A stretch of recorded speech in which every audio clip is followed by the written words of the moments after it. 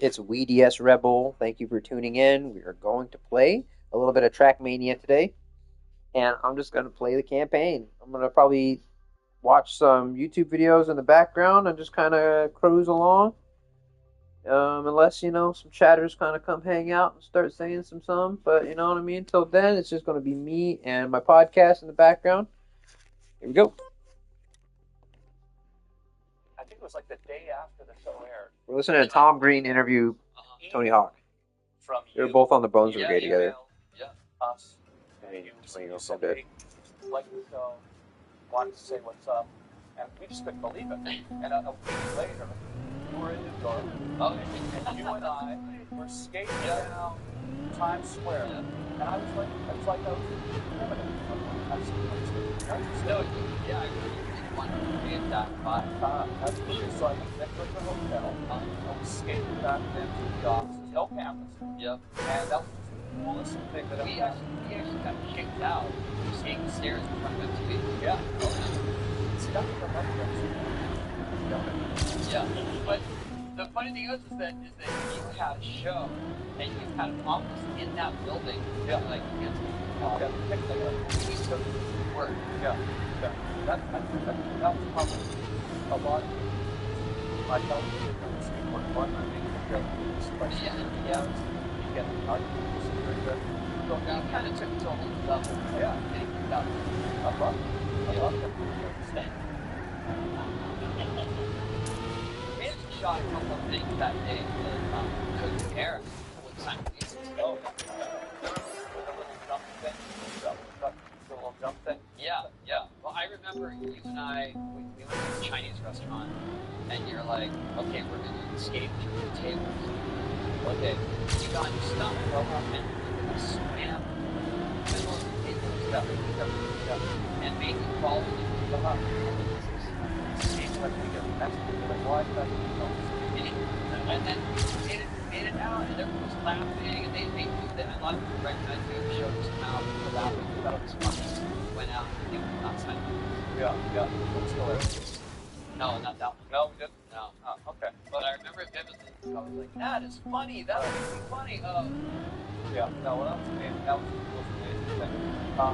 So, talking about what's the step called? What's the call? Don't talk. It's like, yo.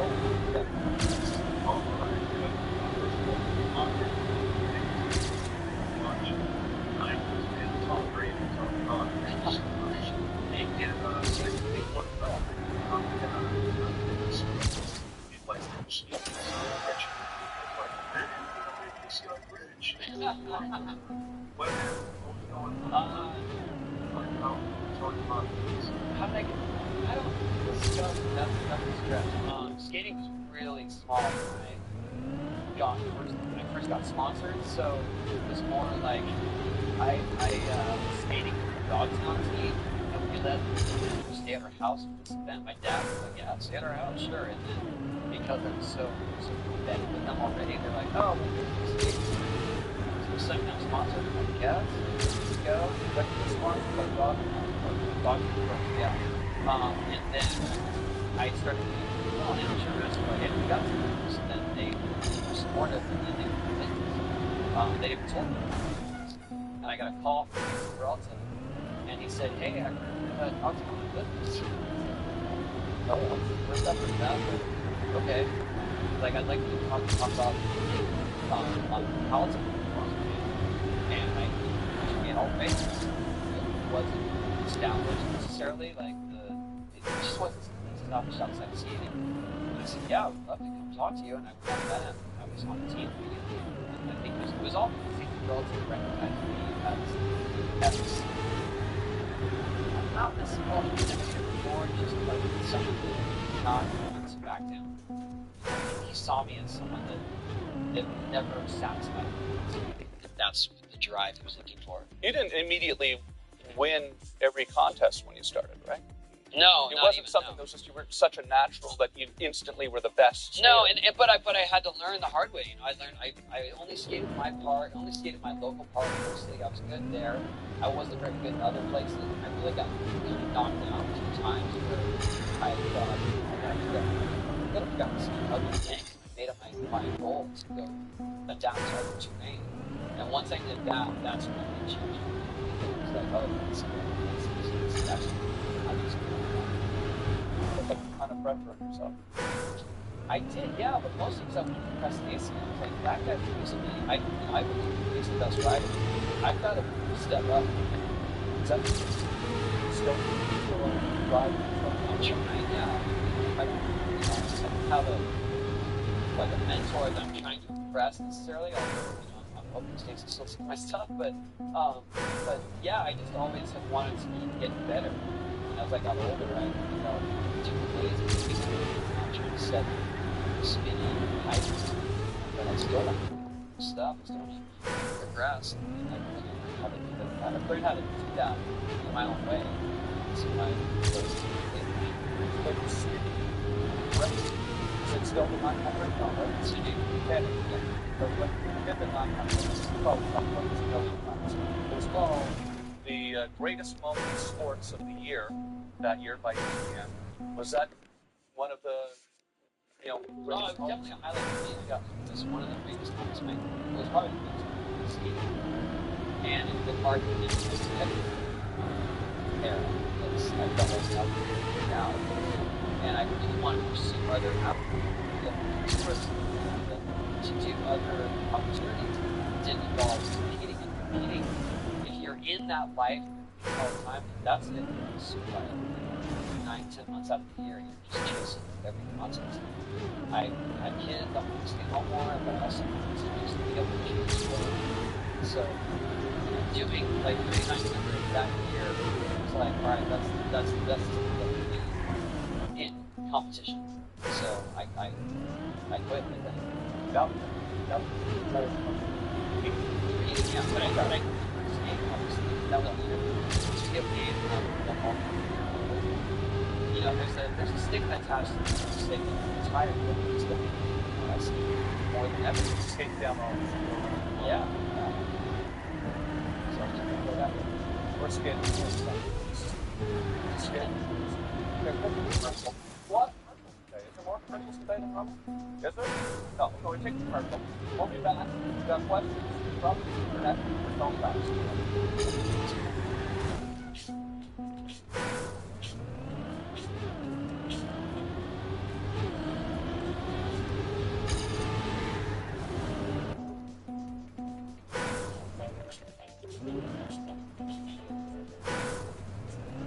Now we're back on the top. Next step, platform. Yeah. Yeah, when you went to skateboard for the dive, all the like the parks and stuff down Yeah. here in California. Then you went up to Arizona, you were skating in Beverly Hills, right? And you jumped and had all the stuff that you learned. The whole thing.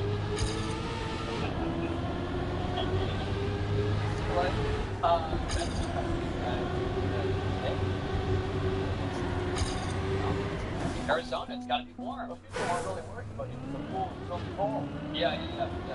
Where did I come from? Yeah. Or that time you want to have to play over the bar, you want your cell phone all the time.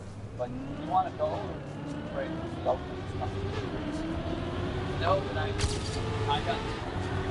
got told to be quiet near rhinos. And they were getting agitated. You seemed a little nervous when I was talking about. While I was talking. Yeah. Oh, that's a little plans to look back this though, about the drinks. Yeah, but no. I was talking. You're reaching now. I had another hour-long conversation with Kevin Staub yesterday for Oh, okay, I got it. Yeah.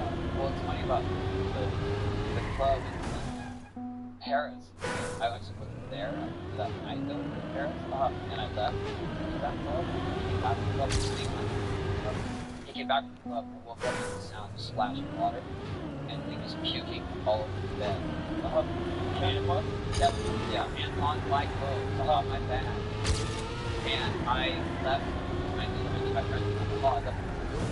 I was like, I'm out of here. I can't deal with this. And he's like, come on, it's not like you're stuck, dude. It's okay. And so I leave the room and I hear it behind me. I remember that's I think it's so funny that I called in to get some stories from Yeah, you. well, And then you it's nailed it.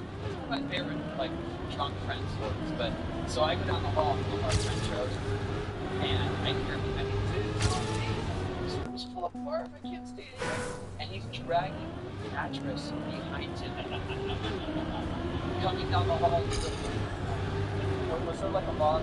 Must be a lot of these stories on the road, like that. You're teenagers, you're going around the world. It was pretty flawless, but I feel like, especially in our cases, we always had some priority.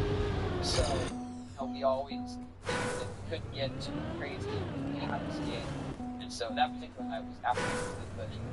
But you know what I mean? Like, that was always a priority. And some guys got lost in the partying. They got caught up in it, and they lost sight of why it was there. But you gotta focus, right, kids? Focus. Stay away from drugs, alcohol. Stay at school. Right, focus. Right? Yeah, you can stay in my room anyways. Yeah. You're on the end of a strong boss right now. Yeah, Ireland. Oh, thanks, sorry. Hey, it's all right. Good, man. Excellent. Hey, I got a question for someone who's honors me. Hey, I just wondered, when I was a kid, we watched Police Academy 4, Citizens on Patrol, over and over. So I used to emulate that scene. Yeah, this game is a question. And I just wondered, a two-part question. What was the worst thing you did in that film? And what was the most activating thing?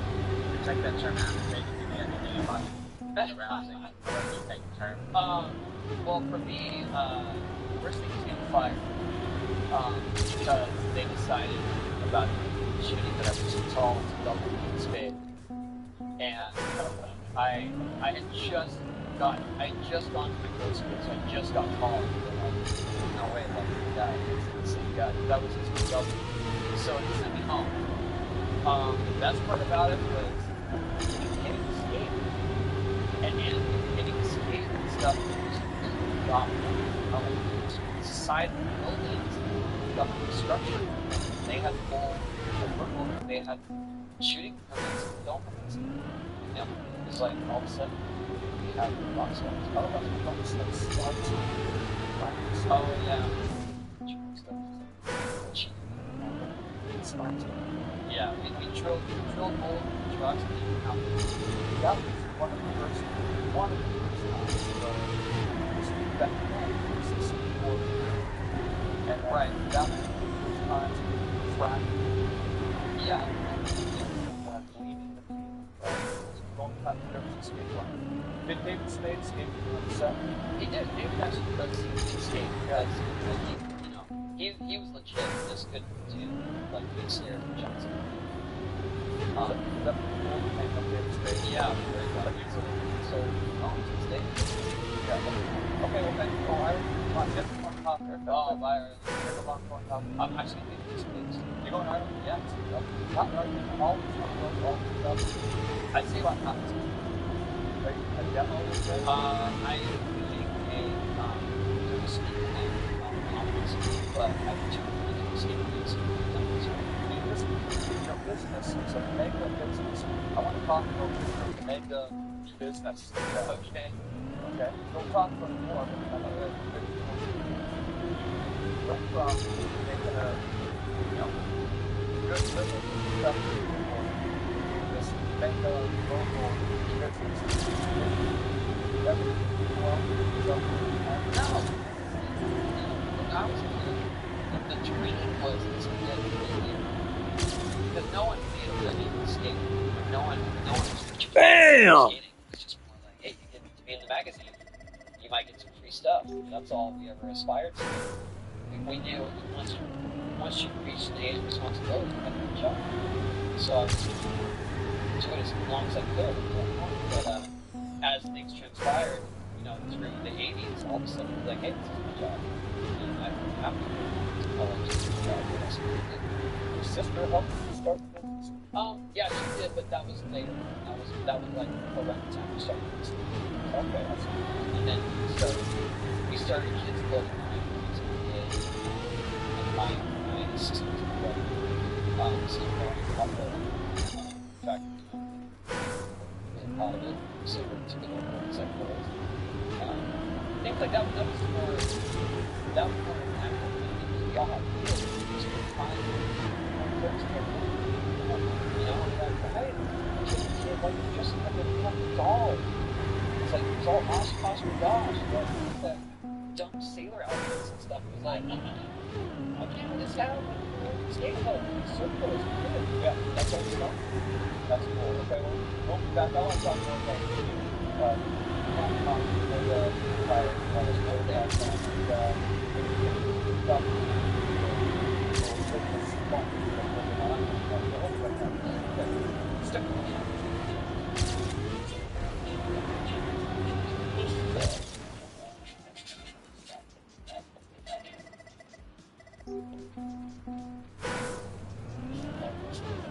That was a good run, dude.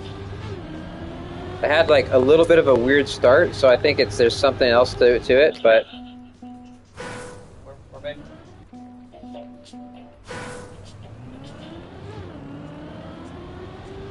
We're making a television show right now. We're making a television show. We're calling on. Calling thanks for spending some time with me today and talking about all this stuff. I'm sure it's really empty, and it's really for fans, get depth like this. I hope so. It's what it started. Yeah. You miss playing the Bible. I did, honestly. Which one is the best about it? Well, I think with my violin was skiing. Yeah. Because I was skating and teaching like that at the time. I was playing violin. My music teacher wanted me to do more extracurricular stuff, outside of the school hours.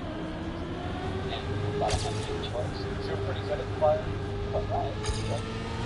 Right. What violin? What is that? I don't know, I just thought it was cool. And you know, everyone that in those days told me to talk. And I just thought it was really cool to play violin. Too much emotion. And there was that was violin for the time. Like skateboard cut. I still think it's cool. I still have a big admiration. But then we should put a national thing like getting X Games from violin. And you were both at the same time. They were talking like more than like knives and like take each other out. Yeah. That was definitely. And Tom, you have a question? I sure do. Hey, Tony, pretty big, you know, battling times you do. You know, you got shows, all your events, appearances, and shows like this, cameos and movies, you know. It's tricky. I try to prioritize one, and I just make sure that I have time for my kids. That's the priority. Spend time with the kids, and everything else sort of falls into place after that. I feel like I'm just choosing stuff that's either going to be the most fun or have the most fun. And you know, I've learned, I guess, the luxury of being successful and being able to say no. Before I have that option, I had chasing, doing things because I was trying to make it. I did it over time. I don't have to do every single thing. Your son, Riley, is professional skateboard. Yeah, everybody can say that because he won the last 2 weeks. He was home today, literally today, and then he went to work tomorrow. Yep. It could be, and it has been for him in the past, but he's learned how to handle it really well, and he really has taken it on down how to hurt skaters, not necessarily playing skater. He's more of a street guy, and he's got his own style, vision, and well respected. He has his own deal. Like it has nothing to do with my success at all. Skating style. The skating style, well, I'd say there's similarity in styles, body language, but definitely that's something that does. It's really innovative. Well, we have to have a video clip. I really want to look at it. There was a bunch of and this is at your ramp. That is, yeah. This is at your office. Yeah, that's my personal ramp, and That's pretty much what I'm doing every day if I'm not on tour. Every day, just riffing about the work. Have you been, I don't want to, well, first of all, what do you know about football? You know, they do that when they have TV shows. Okay, sure. There's Backslide Lip Slide. This is the alley, Backslide Snook Grind around the corner. At Bucky's. Bucky's, he has his own bowl, Bucky Lastic. Nice. And then that's my ramp, Lip Slide Smith Grind. Right here, Lip Slide Smith Grind, then throw the revert. Nice. Come on, Tom, you know the stuff. Yeah. Skate. Yeah, that's where you slide it on the thing there, on the back. Right, yep. That's the rail for the flip it around thing. Yep. Yeah. To drop it, you dropped in. That's a little loop, the loop right there. That's it. Yeah, is that? No, the not loop, quite. man. That's a jumpy up in the air. Right. Here you go. This is McTwist. You know that McTwist. one, yeah. There we go. Absolutely. Okay. McTwist, is that one of the most famous moves in the history of skateboarding? Yeah, that was a revolution. Yeah. Trick. Like the hill? Yeah. That's the day. I remember the first day I saw it, and to be honest, he invented it. He was skating in Sweden, and I remember these sort of rumors about something, but no one wanted to tell me about it. Like that out in Sweden. So I remember that. What's the secret? And then he got back to Sweden. There was a contest like the next week, and he did it in his qualifying numbers. What that? And I didn't start your No, I didn't. Really? Yeah. So it's like, did that bother you? All of a sudden everybody started to restrict or like put something? No, I think that he was honored. He was proud. Yeah. That was a big thing. Skateboard, for sure. And we have another caller. Let's take another caller on Skype. Hi, number one behind your head. Nice to see you. You have a question for Tony? Yeah, that's what I do. Great framing on that dog card. Sorry about that. Say that again. I was too busy talking over you. I should ever consider returning to whatnot. No, not really. I do some events, the more they call my convention events, which is basically being the old guy. I do skating with some of the competitions, like with Steve Caballero, Weeds Mountain, Jeff Grosso, Mr. Soy. All the guys are skating, so we have sort of events that happen. To jump back into like those games, I don't want to live with that sort of thing. It doesn't matter how well I do unless I win. People are like, he sucks. But, and I just, I'm not skating in that type of style. More popular style. More technical tricks and stuff. I'm still doing stuff that I did. You're the style thing, right? Well, yeah, it's progression, it's evolution, absolutely, yeah. And I can't keep up like that. Also, I just don't have the energy. I'm having too much fun. I would know I have a number one behind you. What's that? What's the number one behind you? There was my jersey. Is your number one? Oh, yeah. All right. Number one. Number one. Thanks. Thank you. Thank you. Thanks for your call. Okay, we'll be right back.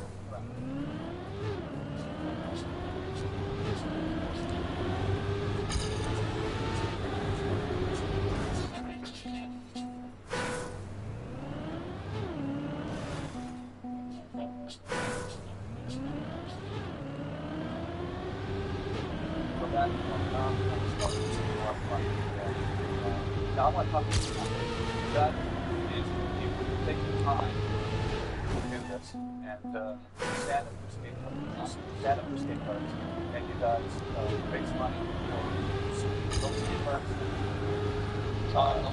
Low income area. The Tony Hawk Foundation, Stand Up Skate Park, is our annual fundraising event. We have bands play, we have Washington. We've been going 10 years now, or 11 years, and we helped develop 500 parks. Five. Yeah. It's just must be this. It's more about how we wanted to get parts of the city. It's not like we just come in and say, oh, we need parts in that area.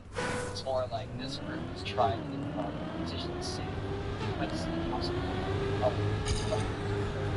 And we want to give them resources to get it done. It's more about giving them ownership of the place as opposed to saying, oh, you guys are so awesome. When did you start that? In 2001. Yeah. It's just this is something to be honest, I'd gone to a few different skate park openings at that time, and they were mostly in different areas, wealthy areas, and some skate park stuff. But they were worse than the shopping mall parking.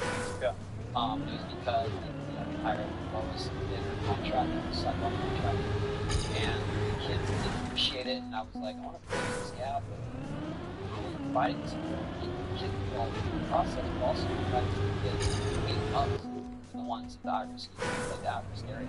Well, it's basically a lot of people don't really practice that. Last call, you're on the phone copy. That's the place. Good crazy lighting. Creepy lighting. Check the OR. Yeah, how are you? Yeah. Ask Tony what. He's not the Canadian hip-hop right now.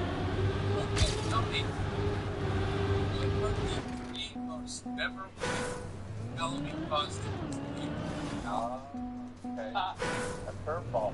Wow, the most memorable. Well, the first one is definitely R2D2. My dad made an R2D2 costume out of styrofoam that I skated in. And I got to sit in it, and then it was hard to maneuver. Like I would get up and I would walk, it was kind of on wheels, and then these senior kids, I was You're 71 now? no, these senior kids came by and just, they were actually smashed the top of it. Oh, really? And I was literally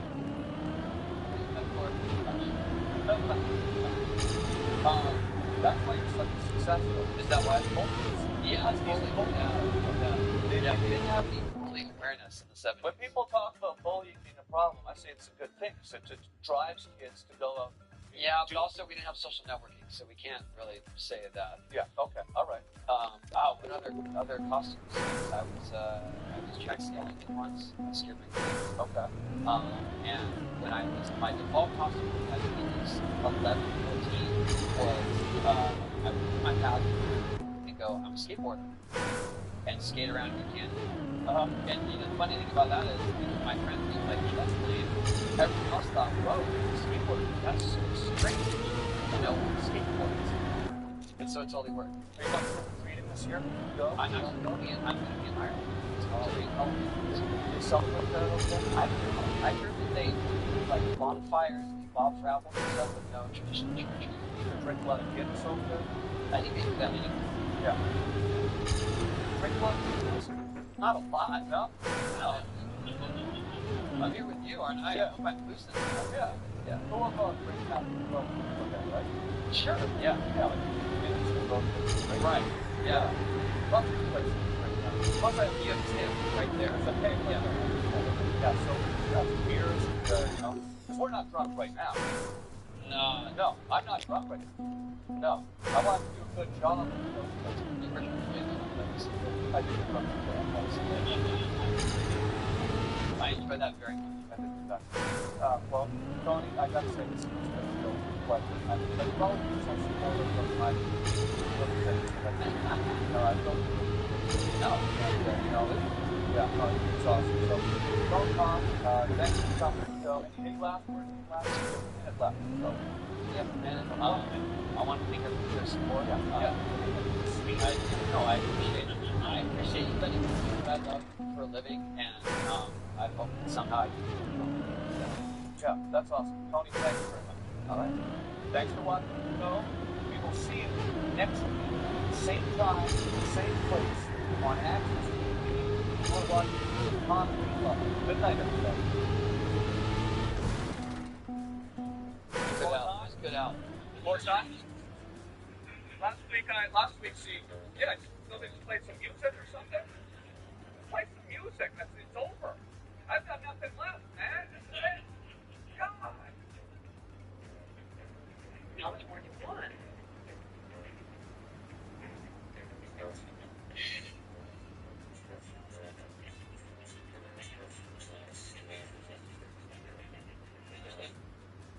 for the 90s mom and her 1998 Suburban. The ultimate family home.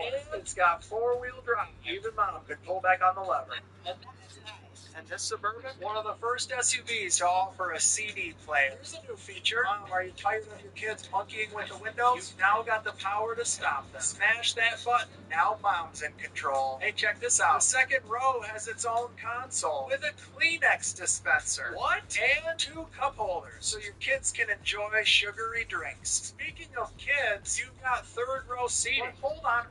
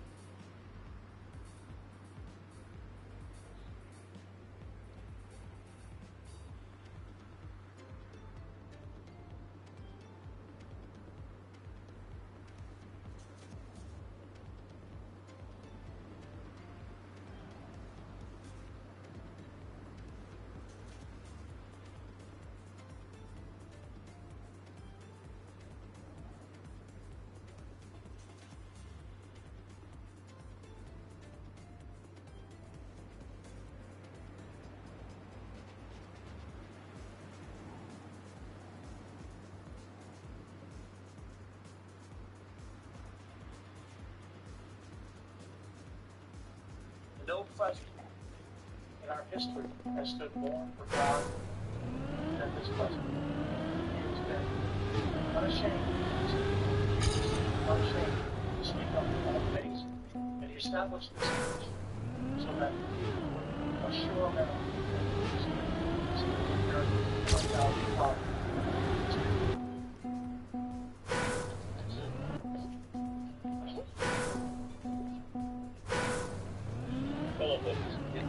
In all of the time that I've been doing, I've been advocating for church-state separation for nigh on 30 years. And I see relentless approach. People who don't want a one-world government, not wrong. They're in charge, and then they want to rule the entire or those rules when they're in charge. They advocate for states' rights, and they don't have federal control. But when they have federal control, the states will go back. So this is the double standard. But now, my time as an activist is severely compromised because we just heard in Texas' Tory Dan Patrick that there is no more separation of church and state. It's never in the Constitution, and they're now enforcing Christianity. It's not just a principle of life, and they're making special provisions to protect Christian belief, oppose Christian belief, differentiating with that one with every other conversation. Now, with me today is my wife, the lover of rock, and I have yesterday the director and general counselor for American Atheists, Blackwell, Glenn Morrison.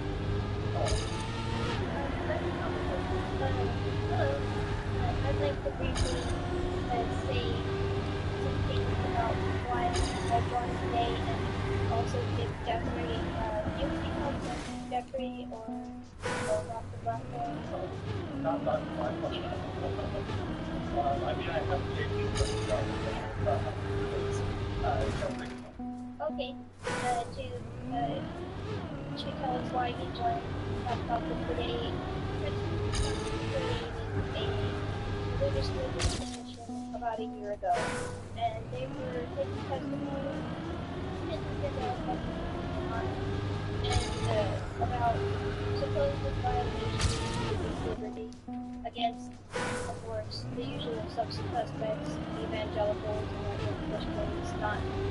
It's to some extent, they focus on anti-Semitism, but they mean that by anti-Semitism is described broad what they describe anti-Semitism as. But Trump said repeatedly, we're bringing back religion in our country, and we're bringing it back quickly, strongly, has America be a great nation, but only one nation under God. That is on the quote on the document we're talking about today. They released a document about a week ago talking about the reconciliation between religious and non-religious committee headed by Ben Carson and as Mark was saying, Dan Patrick, and we know Dan Patrick down here is from Ted Butler, and before that he was a religious conservative radio owner who broadcast Rush Limbaugh and stuff like that, and he had his own radio show backing on Rush Limbaugh, and after that he went to politics. Of course, a bunch of conservative Catholic, and I mean, he's just insufferable, of course. But they have 12 recommendations of what they want to do. There's proposed testimony, and we're going to talk about these recommendations and how they would affect the separation of church and state, like one of the major big ones was abolishing or repealing the Johnson Amendment. So here now, Jeff will talk about what his concerns are and why he decided to go ahead and talk about it. Sure, thank you. I wanted to come talk to you today because there is a lot of this audience and there's a lot of how the message I support that is exactly what kind of positions this administration is trying to advance, and also to dispel some fears as well.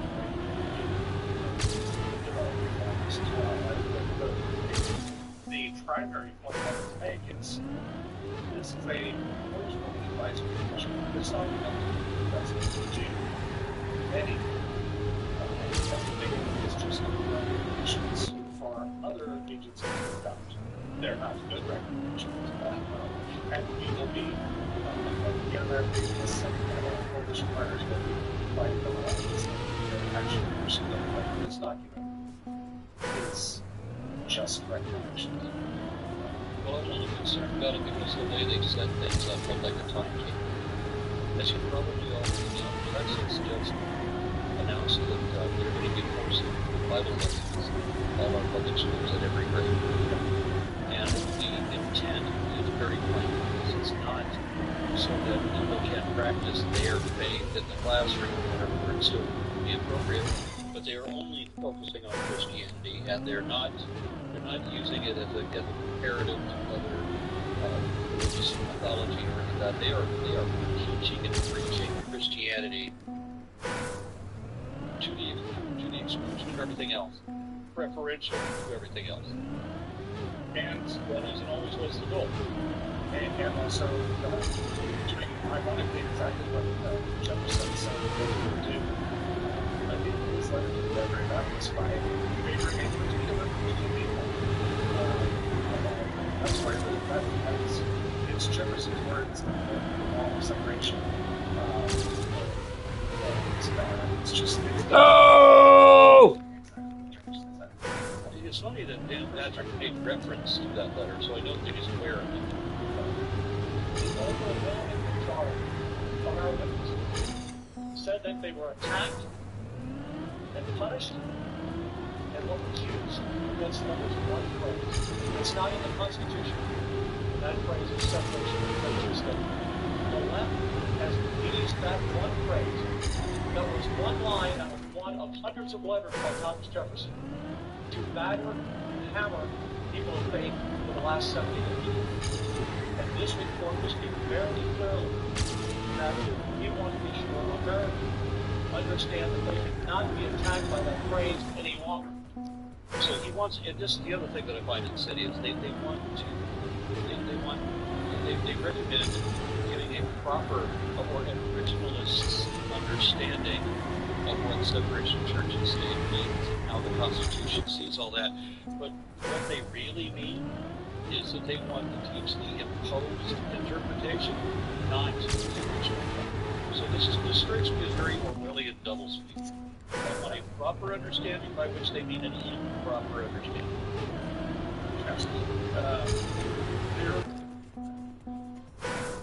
When it comes to original, I get deeply frustrated because there is no such thing as the original interpretation of any faith that is acknowledged in they all have they also didn't think that their own particular point, their particular time was going to govern in order to balance it. And you're exactly right that it only exists to allow essentially the justice of the Supreme Court to inject their own subjective views on things into balance of powers. There's another problem that I have with this is that you have the expected thing to get creationists from the education or the state house or whatever. They're still going to start denigrating science to promote creationism. The worst thing is what they've done with history. They insist on teaching American exceptions. They want students to believe that the United States has whatever blessings we supposedly do because the government is based, they say, on a covenant between God and Moses. And somehow our federal government or our legal system is based on the Ten Commandments. And it does not matter how many professors of history, specifically in this area, it didn't matter about their testimony to the board because the board was determined that they're going to teach that America is a God-based country and that God gives us all our rights and that the Constitution is based on the Ten Commandments. It does not matter what the facts are. It doesn't matter what the experts. Yeah, I mean, the ironies here just kind of that we're going. We have in this report that talks about the words, the wall of separation between church and state don't exist in the Constitution. That's true, we don't. Also, the Constitution makes no mention of any sort of covenant with Moses or anything like that. But remember, you'll find making those sorts of declarations.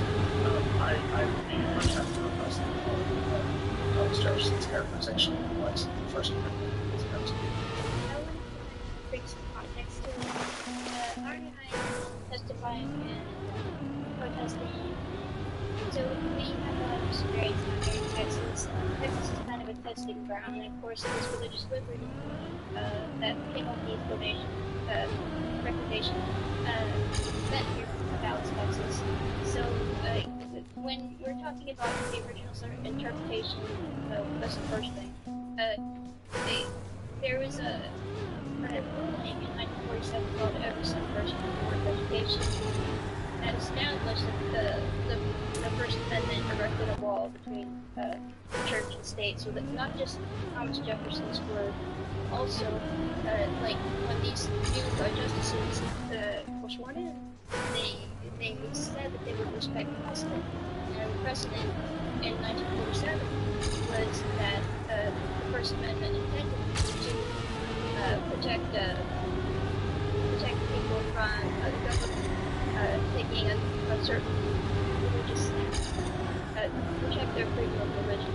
And you can see throughout this document that we're talking about and that everybody's concerned about, that they always, even the religious liberty commission, that seems like they're being fair, but they put testimony just like even before this commission existed.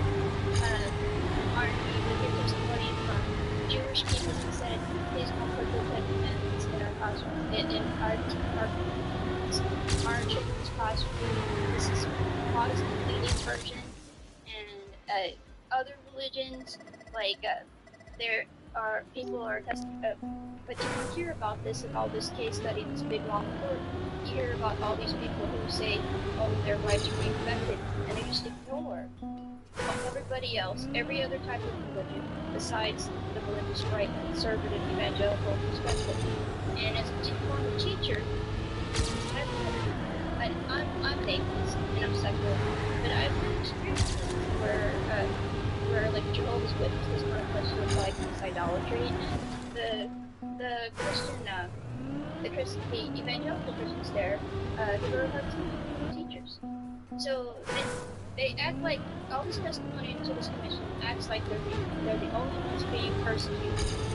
But there's and they try to co-opt anti-Semitism and make it really broad to like just people who are criticizing Israel, like Palestinian students, especially this administration.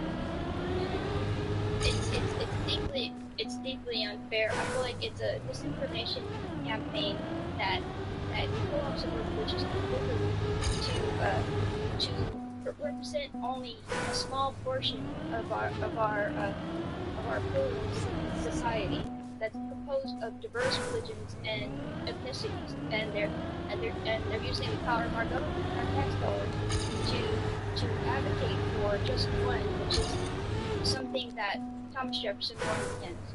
So they just to put it in kind of context where we're from, and I'm passing the football to Jeffrey. It sounds to me like when they say the religious liberty, they mean that they are at liberty to force their specific, Protestant-only religious perspective onto everybody else's students, regardless what anyone else does or doesn't believe. Yeah, that's exactly what we're doing. And Alondra, to your point about the focus of the report on anti-Semitism, and to the exclusion of anti-Muslim or anti-atheist activity for over decades. And you mentioned Jehovah's Witnesses, that was much religious. I had a case years ago, where a non-religious student objected to saying the pledge. She was harassed by teachers, administrators, other students for years. And we ultimately won that case there because it was plain that she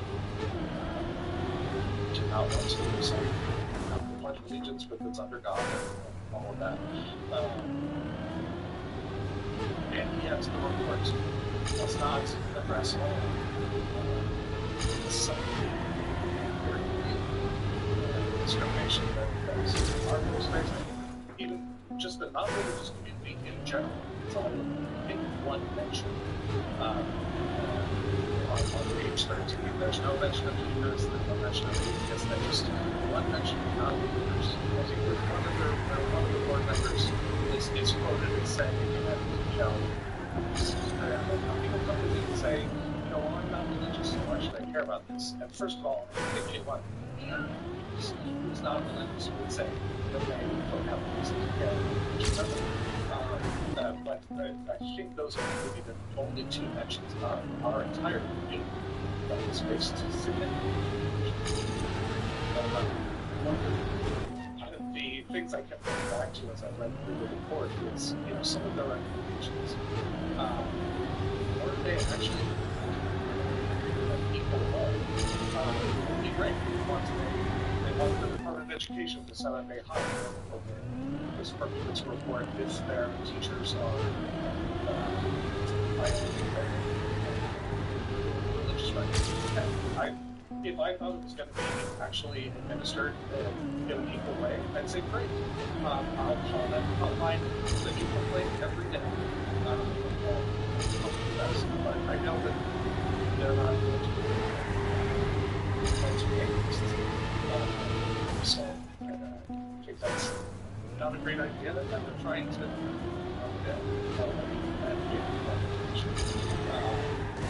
to such a degree that I'm not even sure they would have someone to staff such a degree if they did. That's Federal also bypass the state review system. So they want administrators to kind of narc on people who they say are in violation of their religious and to their federal hotline. And I guarantee if an atheist like me or Arn, we called the hotline to say we were uncomfortable, we went to a PTA meeting and they did a specifically Christian prayer, and everybody else was down and felt kind of ostracized, and that's happened to us. And we're atheists, and we're like outspoken atheists, but we won't disrupt our child's schooling.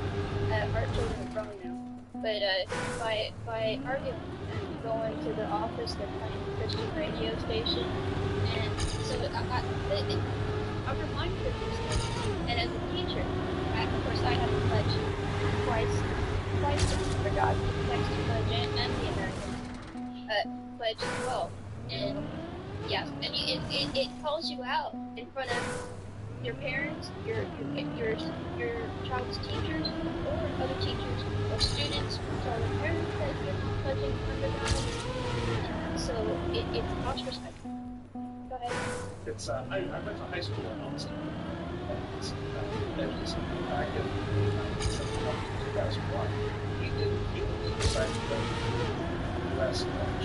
Texas back start. Because I know they've been doing that for a while. In the 2000s, I taught in the 2008. Yeah.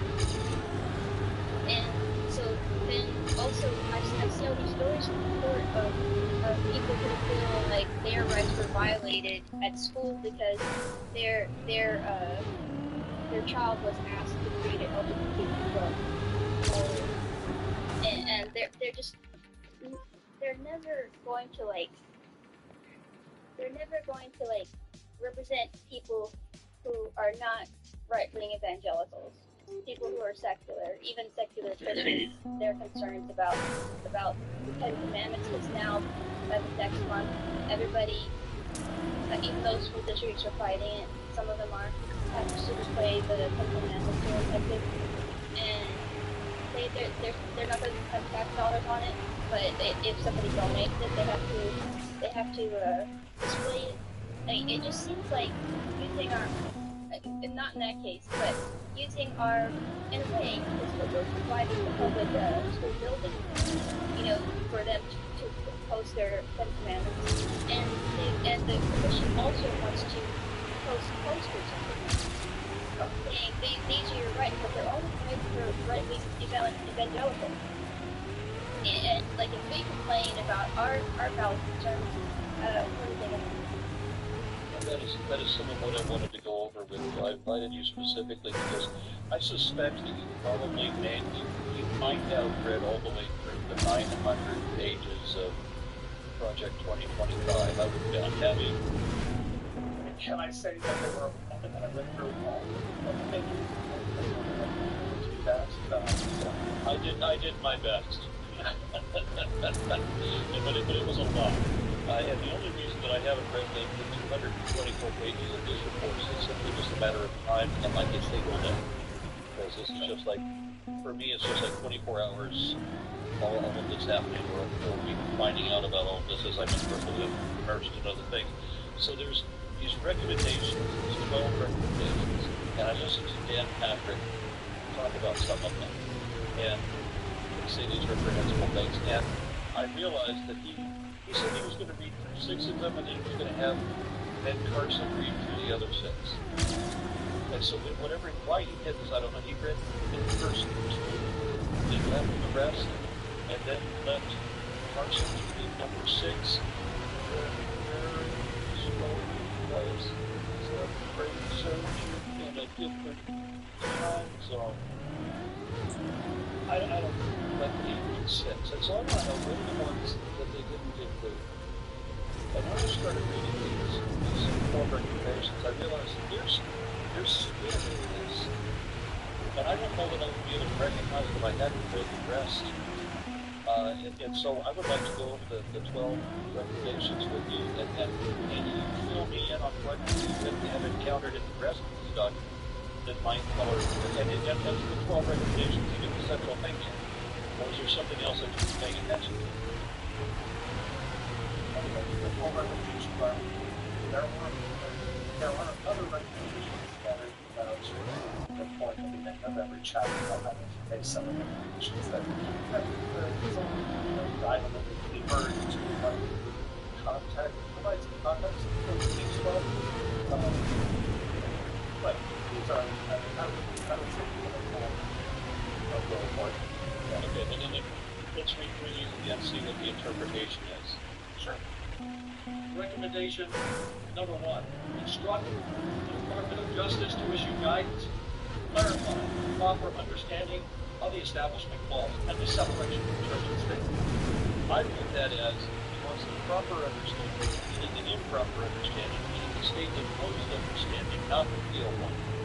So he's going to misrepresent what the Establishment Clause really means, and he's going to ignore the explanations that the founders gave for what the separation of church and state means.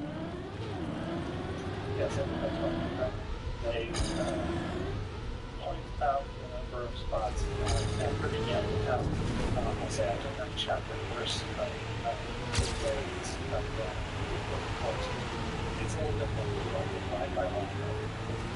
It's effective to use, but there are starting to talk about, well, the Supreme Court has changed the laws. Let's the approach from our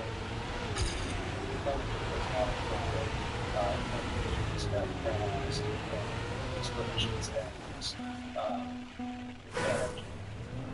they essentially want to issue guidance for other reasonable, I would say. That's essentially establishment laws just boils down to coercive protection, which ignores some language of establishment laws. Sorry, go ahead. It's the Department of Justice is being part of the Secretary. Isn't their territory to be interpreted what the establishment clause means to other people, or is that something that the judicial branch does? I think the judicial branch certainly has the authority on these things, but the big issue is guidance on statutes and constitution. It also ignores its own guidance that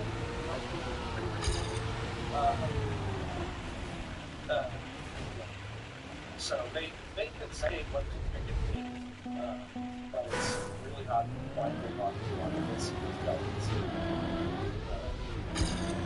Number 2, Department of Justice, Department of Health and Human Services, the Equal Employment Opportunity Commission shall issue no elected posters to students, parents, public teachers, administrators, religious leaders, religious institution, healthcare workers, and military service members. So, religious people get to know their rights, and those people that are non-religious people don't get posters because we don't have any rights. At the end, there are all the policies at the end document that are sort of sample of things and things like that. There's the feeling of state rights. They think rights will place on this sort of statute, but I just noticed that it's really that they mentioned the DOJ and services of people that play opportunity commission on posters. None of which I think military service members. So I'm wondering why they would also issue that kind of decision. Just is there a Department of Defense at the end of one? Yes. I thought you were all about board. I didn't. That's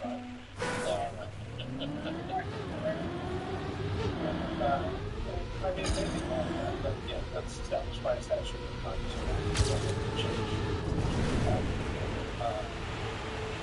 So yeah, they are the process of employee break rooms. Actually, they are very specific slants to employees' rights. Right to proselytize in the office, things like that. We haven't really paid attention to creations of hostile workplace environments.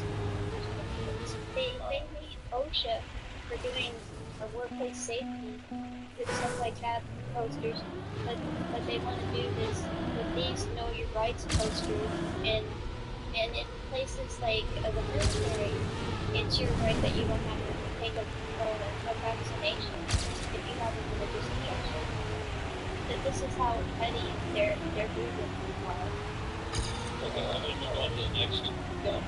If we can, and if need be, we can go back. So number 3, this is one where Patrick stopped reading.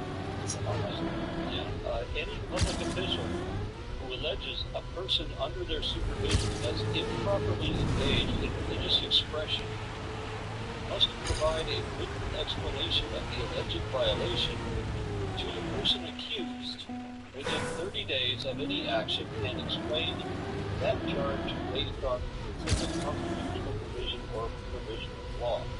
So,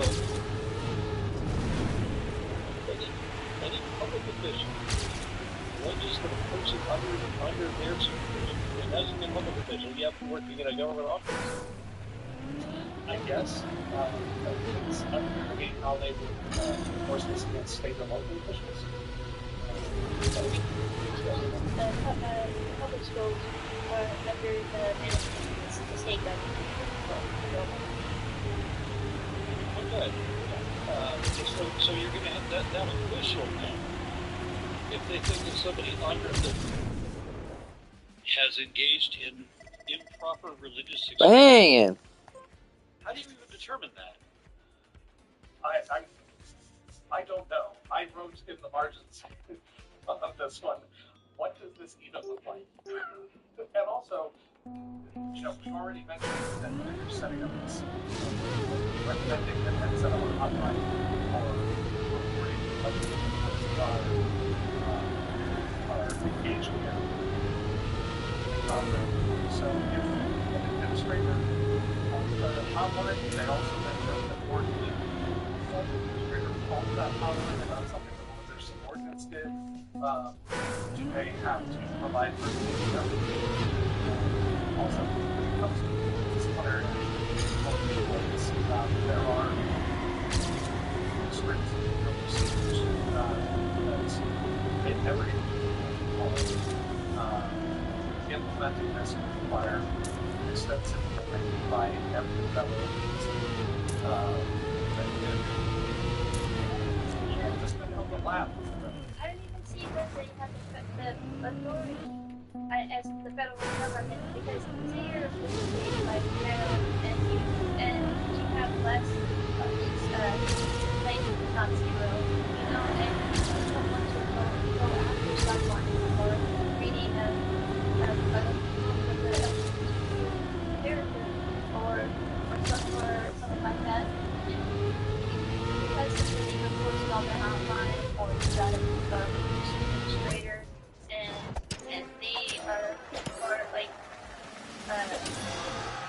writing people up for this assignment for 30 days, so that's really they're small government, but they want the federal government to tell the states officials that they have to discipline their employees. They don't follow the federal guidelines there, so it's not like that. So this is a political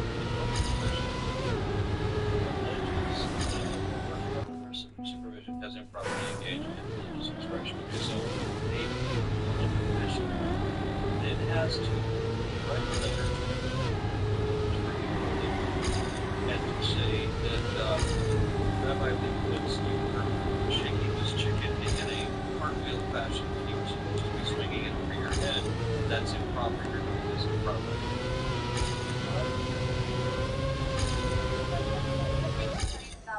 It's just really minor stuff that This was number 3. This was like this.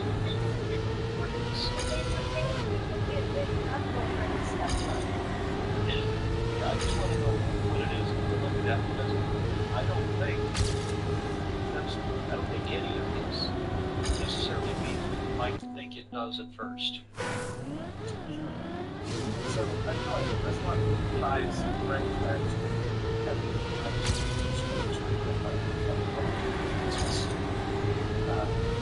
a case that got a fair amount of attention where a whole coach and managed to pray about the 50-yard line after football games. And the school district said, well, so we're not going to that 50-yard line. okay, that was something like that. But no, it's have to be yard line. That's I feel like elsewhere in the report, they are essentially encouraging especially confidence. And at the same time, are saying there's some factors that don't like it. It's about consultation. They have to like so actually it's all very either trivial or associated as being unrecognizable professional accidents. They cited in the report is there was a popular in New York State, and they did not start justice because they filed a lawsuit. They didn't how what they call them together in their hospital. So there, of course, our administration defines with foreign mail, assigned mail or birth as men, even if they have fish. So this simply talk on New York State apparently didn't want to file parents with yeah, which kind of out and so that's why they intervened. And this summer that's where they lean in to be persecuted. And then they say they're persecuted, but they're actually like if you transition to be housed with in long-term care facility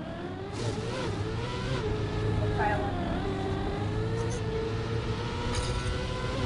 Yeah, that's not a great situation for the patient, but that's a situation goes. A personal setting where of course, transfer them to the male population, and that very regularly does not go well. To put it very well, it's report demonstrates exactly how much they only care about bring up forward certain issues. Trans recognizing trans people, their ability to just live their lives. COVID-19 comes up with God, but still, as that's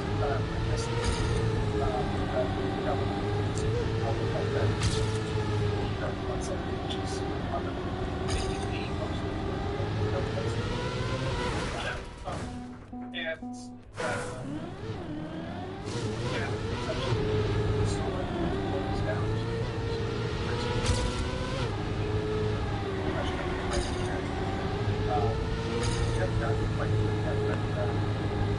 one of the things that they mentioned in the context of students have the right to have rare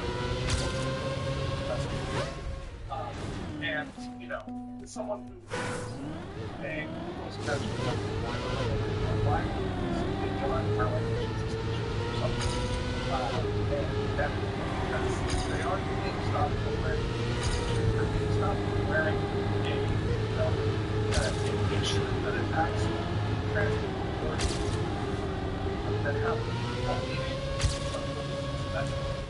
that's it, one value. They do. Like these people are dying in this California care. Why hassle them and put them with cis men?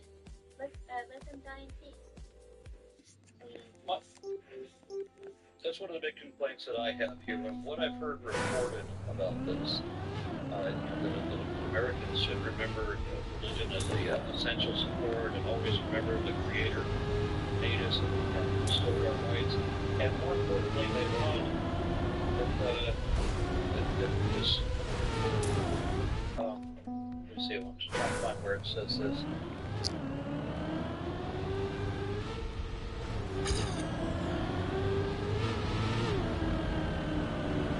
Among other things. Yeah, that's funny you say that equal treatment in one. So this is going to increase work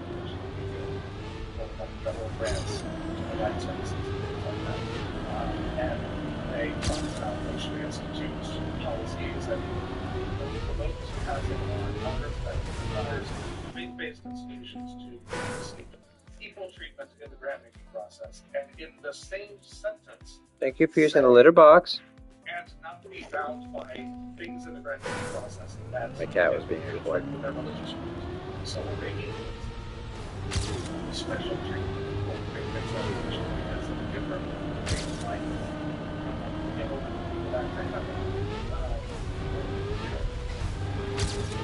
it's just so deeply frustrating to read this and see how blatantly they are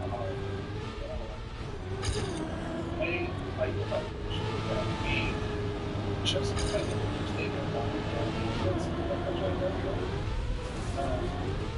federal grants are there to provide services to the general public. That's what the federal government does. So if you're going to turn around and use those funds to only serve a select portion of the population, instead of you should not. My tax dollars aren't meant to only help control. That's my tax dollars should not be appropriated. It's discriminatory because they aren't partners that job. Yeah. It puts them up on the scale for their beliefs. Like they have lots of complaints, different about COVID-19. There's people complaining they lost their retirement benefits in the military because they refused to get a COVID-19 vaccination. But then this very same administration tried to take away Mark Kelly's rank as a captain, and I don't know how that affected his benefits because just he criticized this administration, which is free speech. So some people's speech is free of others.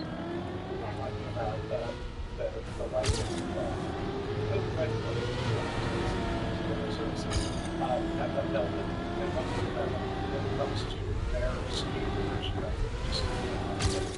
but at the same time, want to provide more Kelly and his rank for telling the same armed services members that they have the right to refuse to carry out a legal work. So, you can see that obviously armed service members have their rights. Well, they don't want to be informed of that so strongly that they're making threats against the people just reading the law.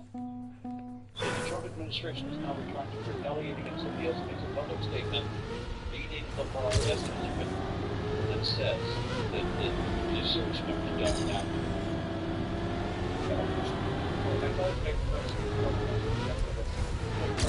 just a couple of months ago, this social media was engaging in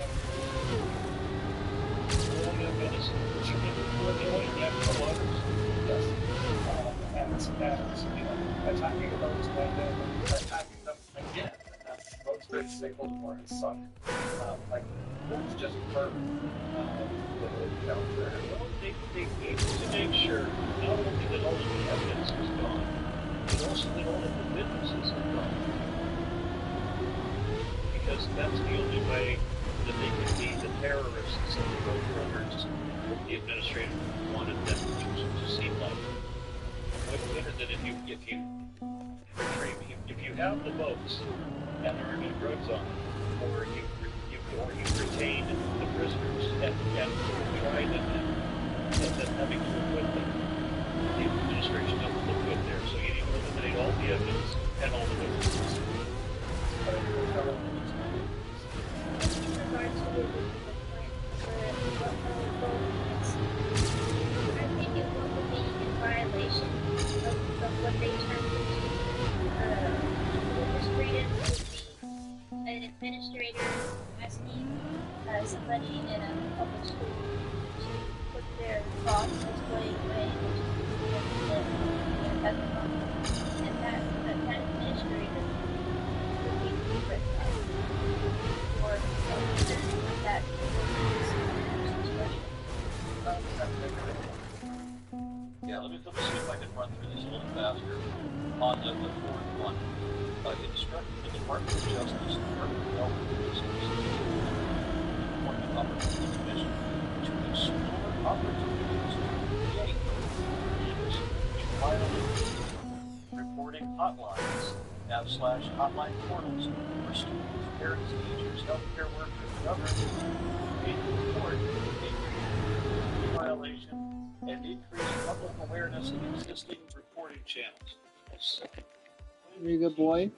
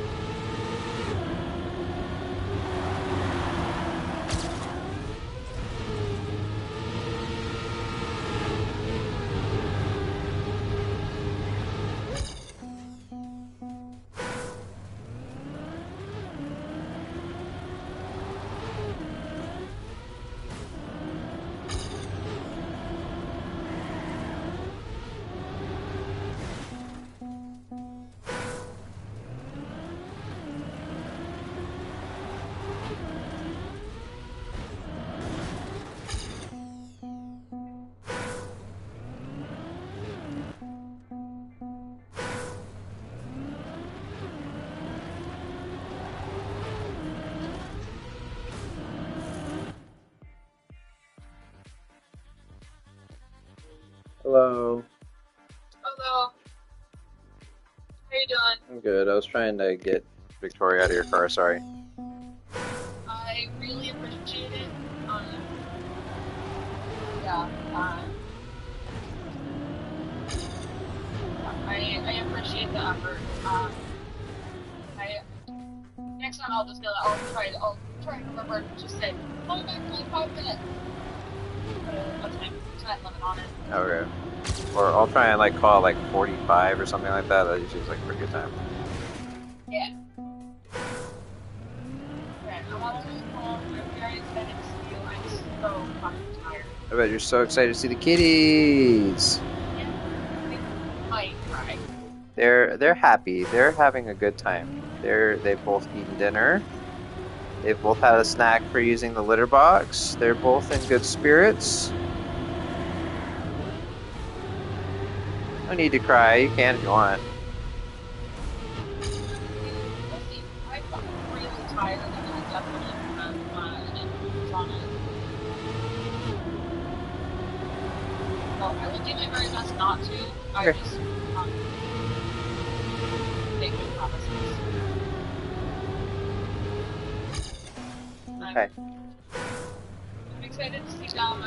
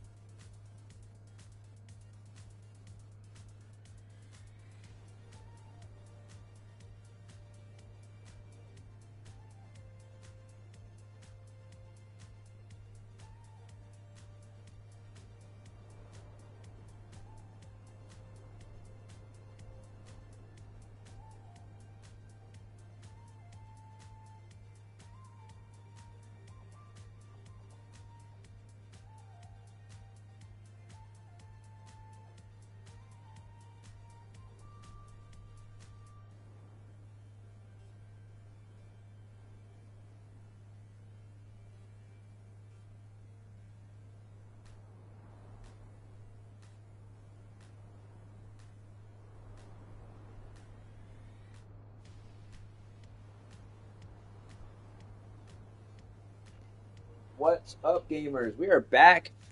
We got 4 people hanging out. We're trying to get top 100 time here on the 10th campaign mission. How are y'all doing, man? Shout out in the chat.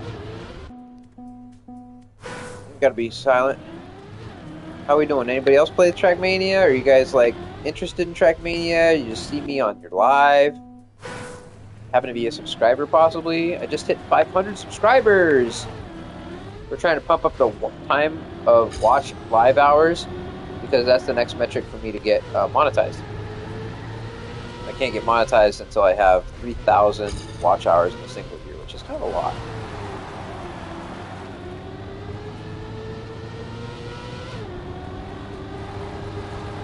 So you gotta basically have 10 hours worth of watch time every day, streaming every day. That's a lot more than it sounds like.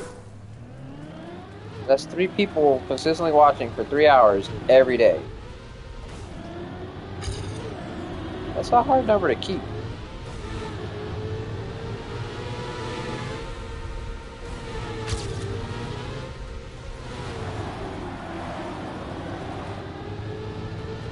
I hit the wall and I almost have a good time. Hold on. We'll catch up.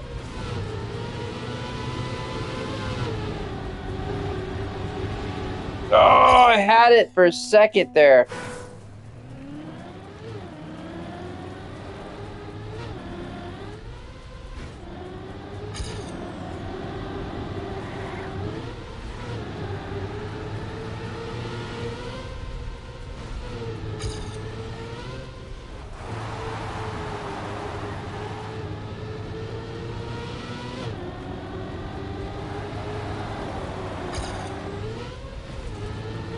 I'm gonna catch him. That guy can dream.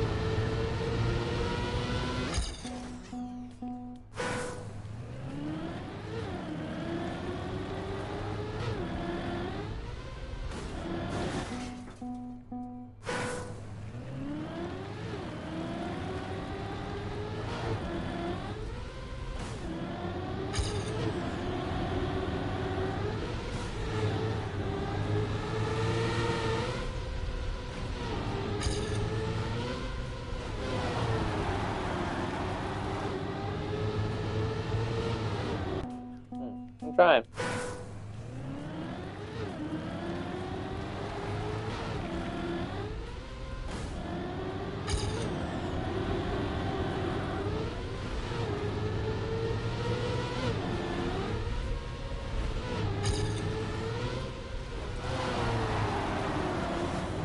Damn, I was blasting, dude.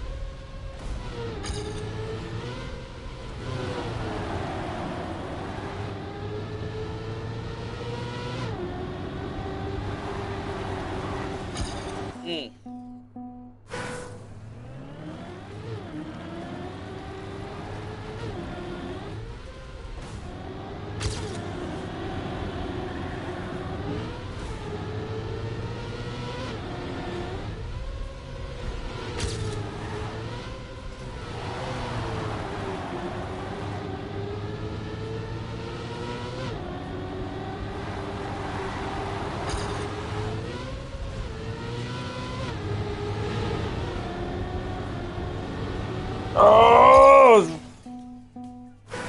Within spitting distance, man.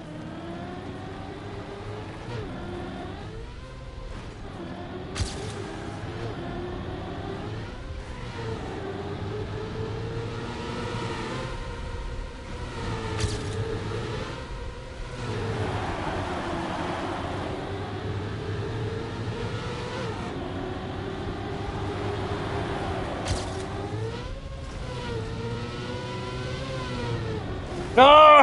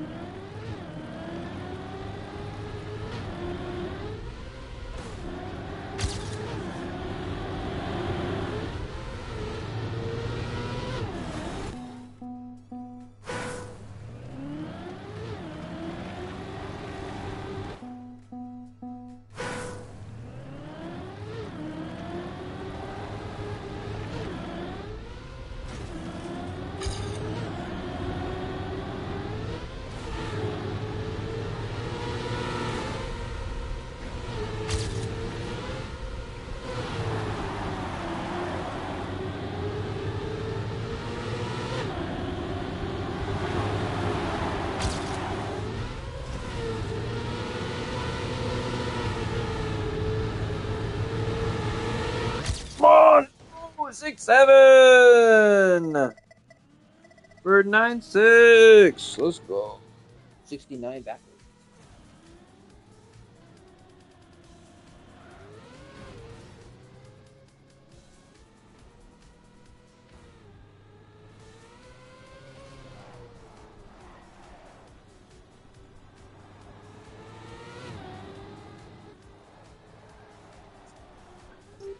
It's pretty damn good. I think I can do better, man. I had a feeling that like there was something else in that run that can really like get tight.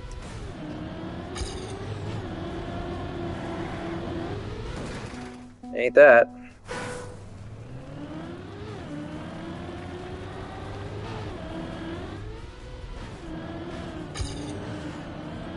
Whoa, could it?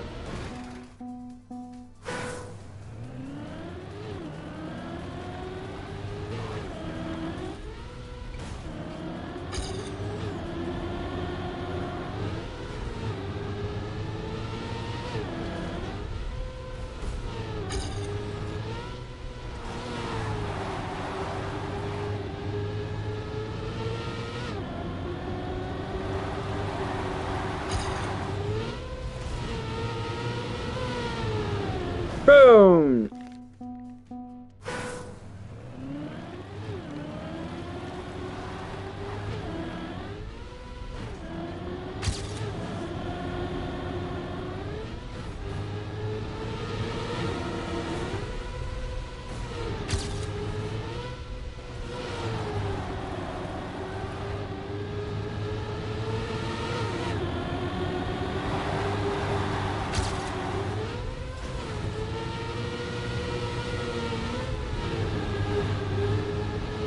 Say wait. Well, I'm good with that, bro. That swing shot it like crazy right there. Ding. That feels good. Some high ranking stuff, but man, even just one day got me that much. Fine. 257. Damn, dude. This has some good numbers too, man. Top hundreds. Couple times. Damn! He beat me on everything! And I'm sure as soon as he sees that I beat him on that, he'll beat me on this too. Damn. M1 mainframe is ridiculous, bro.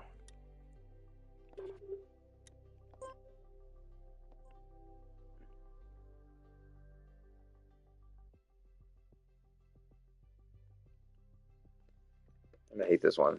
I can tell.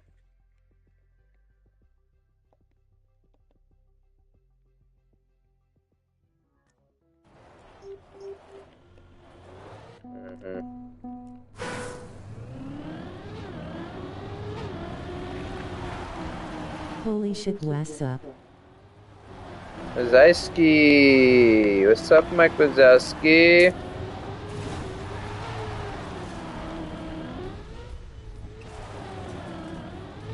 Long time no see, bro. Whoop.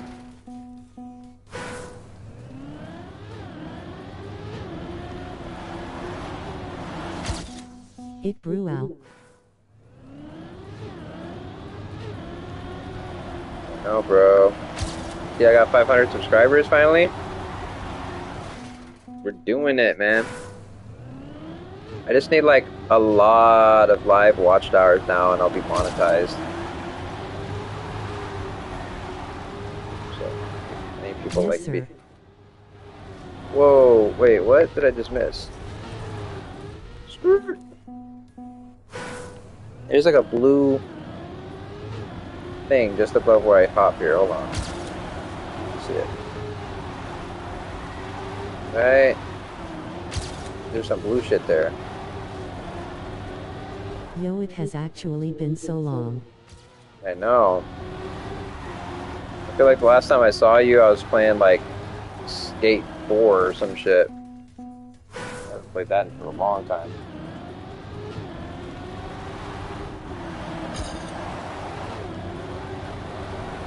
Interesting stream. Also, I've been working a lot. What's up, Joodles? Thank you. You were playing session. I was playing session. Okay.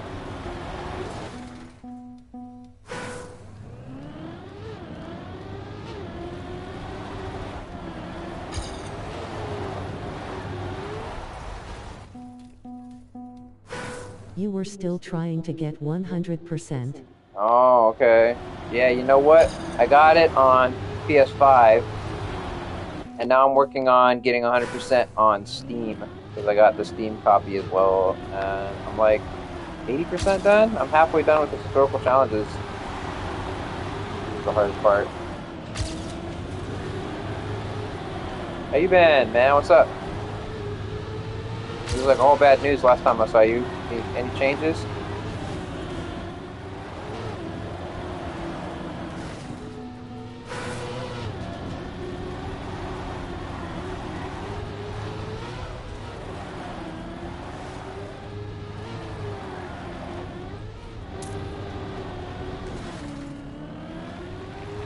Bro, I was here when you had 200 subs. I know, right? We started in the 200s, dude. It's crazy how much progress we made in a year.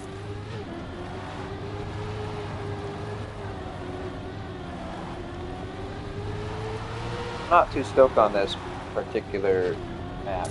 I don't like it. I do not like it. Once I finish, I'll probably not go back and do it.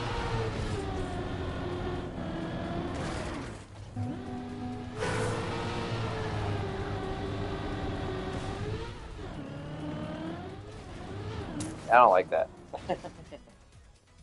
I'm not into that. How Maybe there I'll... was a guy who kept saying the N-word in your chat. That's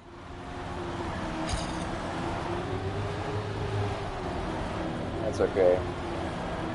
There's this kid who keeps making multiple accounts to try and sell me Jesus. Like, he keeps trying to say, like, Jesus loves you no matter if you believe in him or not. Like, he cares about you and you should put him in your heart and shit. Like, I'm like, dude, have an original thought. He wants you to unban him. Bib's here! He wants me to unban him? Too bad. Stop talking about Jesus shit and maybe I'll give him a chance. Sorry, what, babe?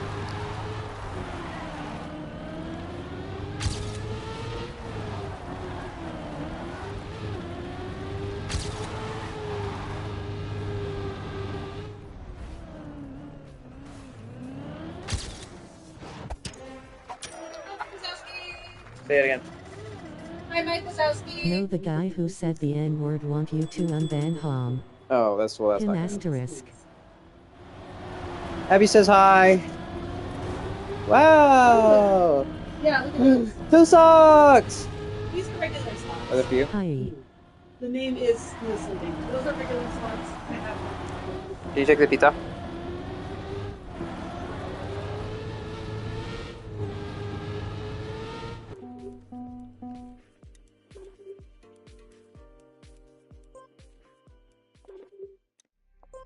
What's my best slab?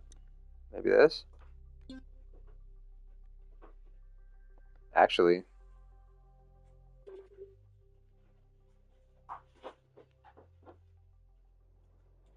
Can you check the pizza? Yeah, I was flipping the box. Oh, okay, sorry.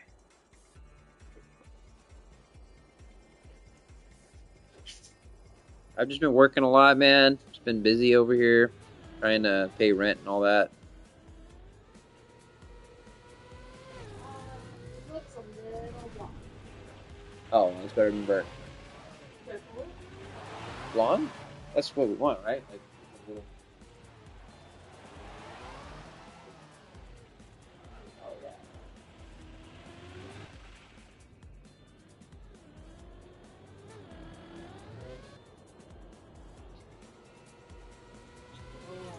Kitty girl, every happy time.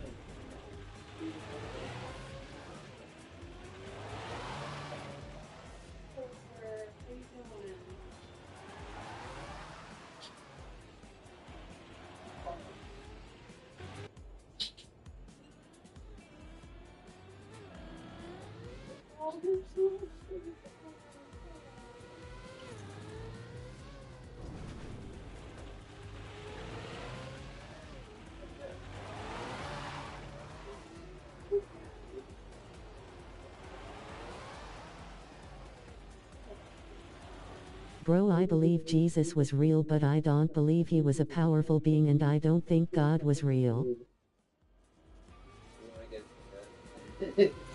No, it's after midnight. It's too late to philosophize, well, cause we've been up for 16 hours over here, and no diss or nothing like that. But yeah, I'm gonna go spend some time with Abby.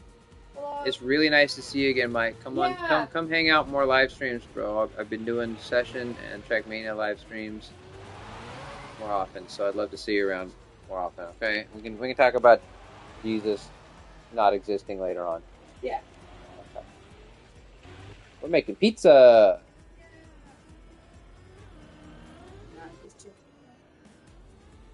Whoa! Was that you? This is me.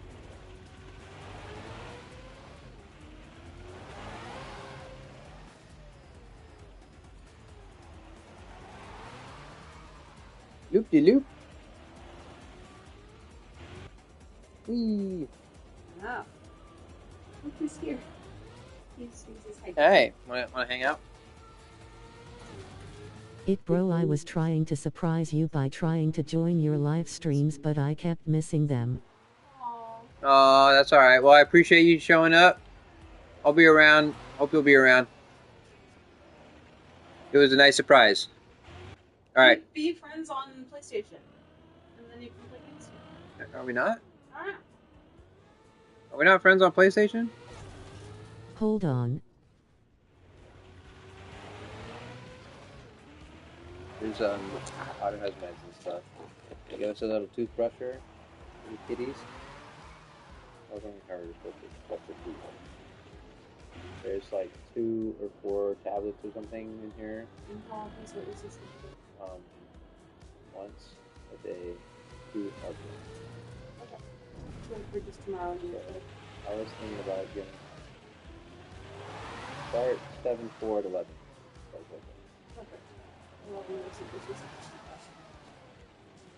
He's like, for me? Yeah, this is for you. This is your medicine. Wow. There is a new feature on it, and it allows you to text people. Oh. Oh. Yeah, it's like messages, huh? Oh, and they gave us a, what is this? Enzymatic toothpaste. Oh, it's like cat toothpaste. Okay.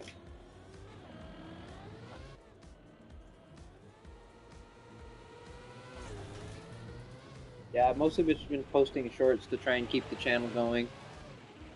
I posted a couple of skating shorts.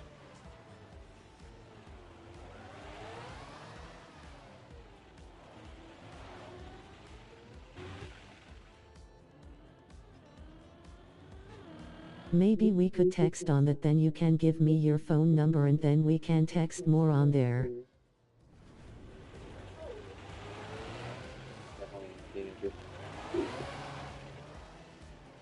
I'd love to get into that more, but actually I have to hustle right now, man. We can check that out maybe next couple days or something when you see me online, all right? Great to see you. Have a good night. Bye.